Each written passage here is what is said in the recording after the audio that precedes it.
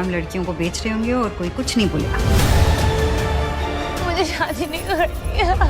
No one misses the missing girls. This is a very serious crime.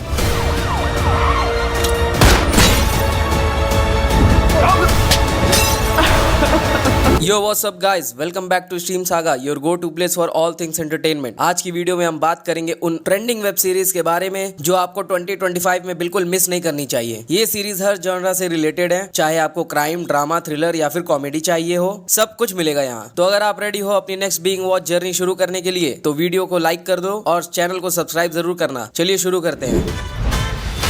समाज के अच्छे नागरिक बनने के लिए जाने जाते थे और आज एमएच में पढ़ाई नहीं कौन चलता है।